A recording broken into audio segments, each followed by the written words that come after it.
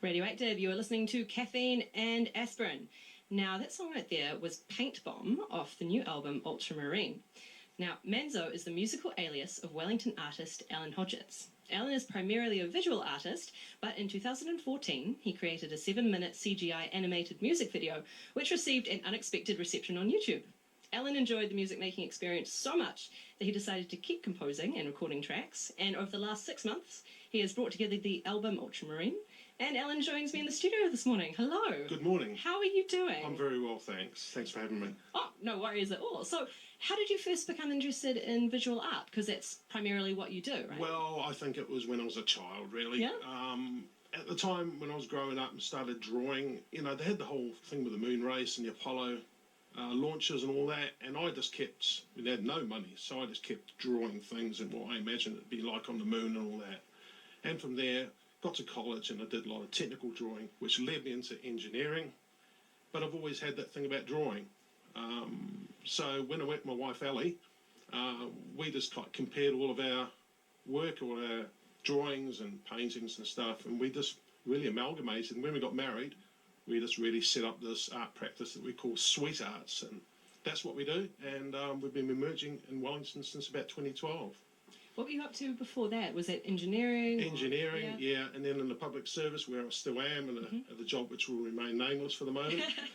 But I was last in the studio a couple of years ago promoting the Red Tape exhibition, which was in the Astron Centre in town, right in the middle of Bureaucrat City. I saw that. I think it's very interesting that you're in the public service. So that, which got I got a reaction from it, which was all good, and that's what it's all about to me. And I like to explore social issues, and social commentary is of real interest to me. So that's what's come into this album as well. So all those things that are going on in the world today, terrorism especially, all the conflict around the world, and that CGI video I did in 2014, that's really just a peace message.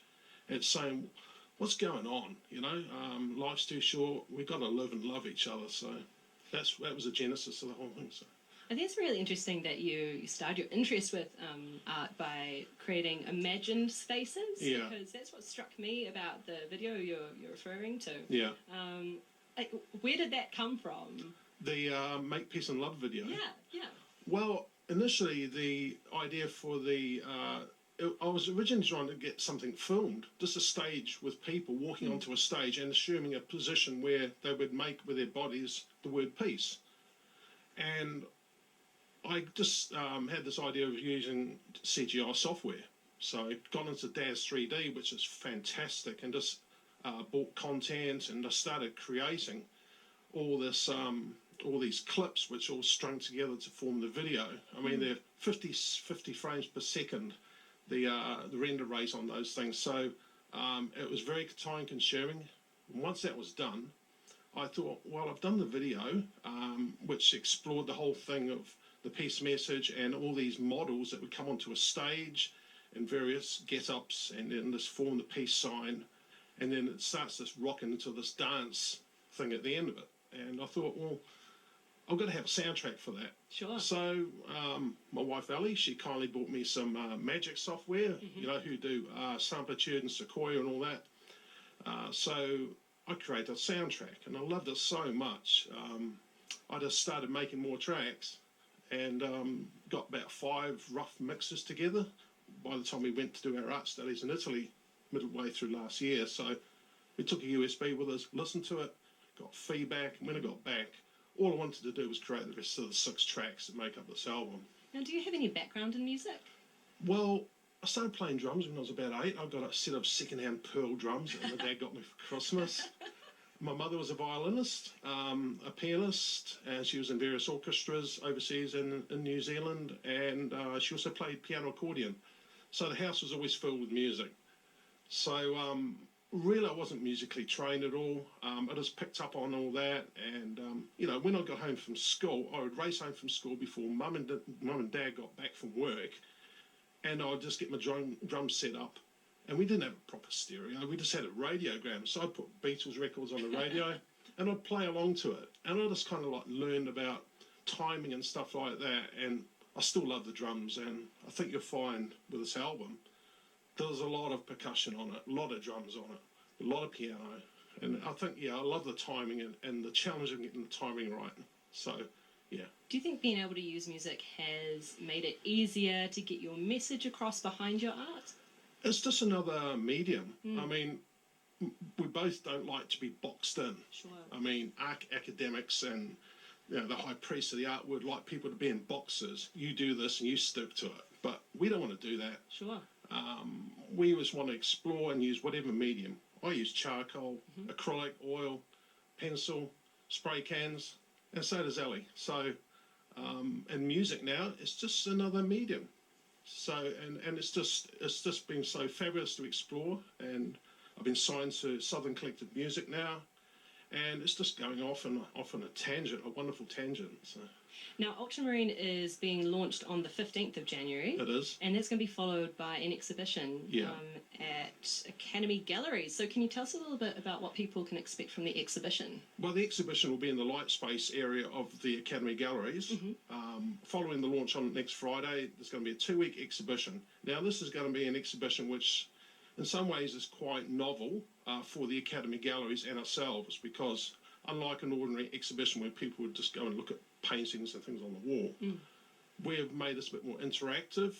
We're going to have the music videos that I've created, the 3 of them, projected onto a wall with sound. We're also going to have a tablet in place so people can actually touch the screen and sample the tracks as they walk around the gallery. That's great. And the complementary works, there's 11 tracks on the album, so we have arranged about 40 works in all, including album artwork, posters, framework, unframed work, big hanging loose canvases, and all of them are going to kind of like hint toward the tracks, complement and tell the story of the album. So alongside those is going to be QR codes, so if people don't want to use a tablet, they can just QR it with their phone, listen to it and buy it. So. Oh, fantastic. Yeah. And that exhibition is on until the 28th, I think. It is, yeah, and it's a free exhibition as well. Oh, so we want everybody to come along. Hear that, listeners? All right, so you're going down to Academy Galleries from the 16th until the 28th. Yeah. I've been speaking with Alan Hodgetts, or Manzo, as your musical pseudonym is, I guess. Yeah. Fantastic. And so we're listening to Paint Bomb on the way into the interview, and we're about to listen to Insane. Would you like to tell us a little bit about the song? Insane is one of the first I actually did. I did a basic track before we went away, and I was really still trying to use the software, but I kind of got hauled back from what I intended to do, because initially a lot of what I was going to do was just going to be spoken word, and Ellie said to me, he says, don't make it too literal, more poetic, right? So I ended up just using content and creating it, and it's just a very simple lyric.